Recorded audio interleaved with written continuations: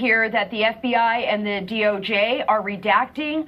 What they're going to do is they're going to turn those documents over to the president and then say, now it's up to you to declass.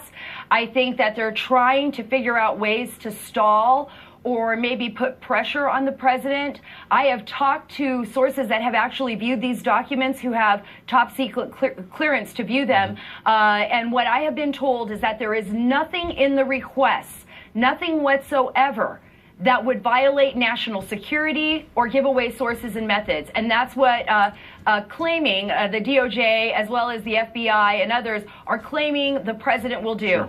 As they have, by the way, throughout. As they've Absolutely. stonewalled Congress, they've stonewalled the Senate, and to this point, it turns out that, and we don't know to what degree, they've actually been stonewalling the president of the United States. If indeed this letter from those 4 Democratic leaders is accurate and proves true, they've committed, as Jim Kallstrom said, basically treason.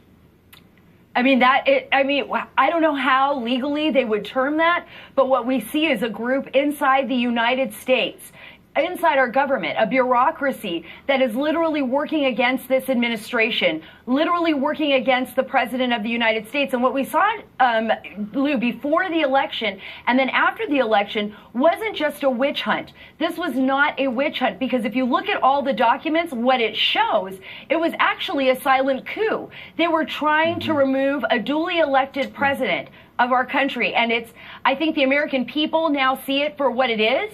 We have the documents to prove it. There are more documents that I think are going to shock the conscience of our country once they come out. And once these documents are actually revealed, both the FISA, the Bruce Orr interviews, as well as numerous text messages and the Gang of 8 dossier, the answers will be there. And it'll be up to the American people, not the Democrats, not John Brennan, not Director Comey, not McCabe, who are all trying to hide behind what they did, which was basically bordering crimes and possible crimes, and they will be charged, I think, some of them.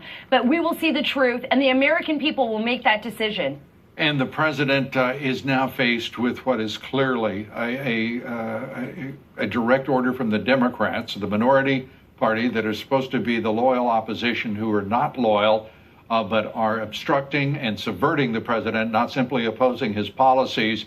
He is going to be faced with immensely weighty decisions, because if it is accurate that the FBI and the Department of Justice are redacting those texts in defiance of his direct order for them to be unredacted, if they are hiding anything in those FISA court applications, there will be hell to pay, because this is something that simply cannot stand, defying a president of the United States.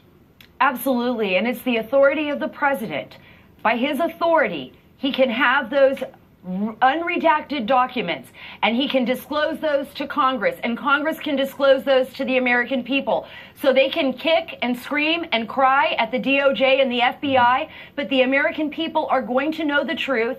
They are going to get these documents. They can stall all they want, but in the end, we'll get them. All right. Sarah Carter, as always, good to have you with us. Thanks.